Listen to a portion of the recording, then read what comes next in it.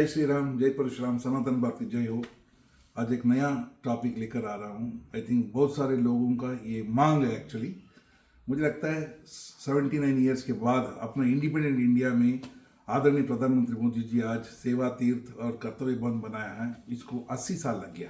अपना देश का अंदर इंडिपेंडेंट अपना सबलीकरण एम्पावरमेंट दिखाने के लिए 80 साल लग गया।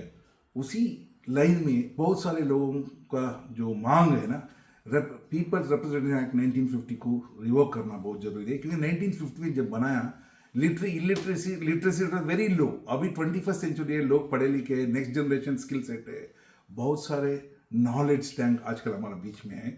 भाई आज ये बताने जा रहा हूँ, आपका कार 15 साल में उसको आउटडेट करके उसको निकाल दिया जाता है, उसको मतलब स्क्रैप हो गया, बैन कर दिया जाएगा। लेकिन कई 15 साल कई गाड़ी जो अच्छे प्रीमियम कार होता है उसका दोबारा जो फिटनेस सर्टिफिकेट लेने के लिए गाड़ी जाती है।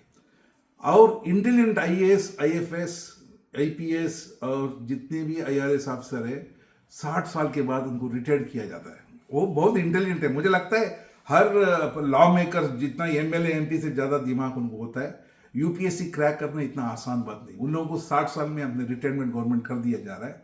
मेरा प्रश्न ये है, एमएलए एमपी के लिए क्यों एज लिमिट नहीं दिया जा रहा है?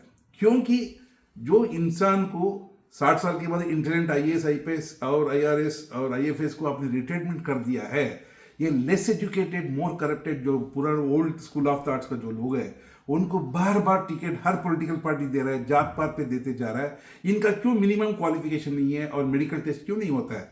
बहुत सारे लोग मैंने देखा चेयर से उठ के खड़े नहीं हो सकता है। किसी का लीवर काम नहीं कर रहा है, किसी का किडनी का इश्यू है, किसी का हार्ट बाईपास सर्जरी हुआ। ये लोग ये देश के लिए, विकसित भारत के लिए क्या कंट्रीब्यूशन करेगा?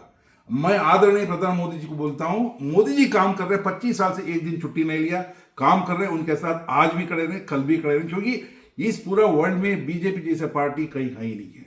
जैसे बहुत अच्छा इन्होंने ये कदम उठाया है, जो नेशनल बीजेपी पार्टी के प्रेसिडेंट को बनाया है, मिस्टर नवीन को जो बनाया है, वेरी यंग यूथ है, एनर्जेटिक है, फुल ऑफ जोश है और पूरा काम चल रहा है। मैं बोलता हूँ सरकार में, लॉ मेकर्स में भी we need the young energetic people are required. लोग आते हैं फॉरेन में ट्रीटमेंट के लिए, लिवर सिरोसिस हो गया, किडनी प्रॉब्लम के लिए, लोग जाने आने में इनका मेडिकल खर्च हो रहा है। क्यों?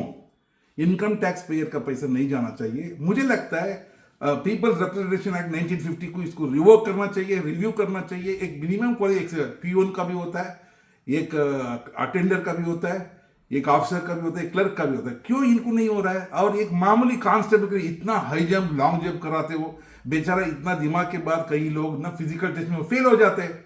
लेकिन हमें चाहिए मेंटल हेल्थ चाहिए, we need a mental attitude चाहिए, पॉजिटिव थॉट प्रोसेस चाहिए, विजन चाहिए। वो नहीं आता है। बिकॉज ऑफ लॉन्ग जंप नहीं किया, हाई जंप नहीं किया, उसको आपने डिस्कार्ड कर दिया। उसको 90% था एक कांस्टेबल नौकरी के लिए। लॉ मेकर्स जिसका क्रिमिनल केसेस चल रहा है, किसको बोलना नहीं आता है और देश का खिलाफ बोलते हैं और सरकार का पॉलिसी के खिलाफ बोलते हैं, आदरणीय प्रधानमंत्री बोलते हैं, ऐसे लोग क्यों? ये नमक हराम है, इनको जगह देना नहीं चाहिए। Because parliament is a temple of democracy, we need the very white collar people. Character dealer नहीं होना चाहिए।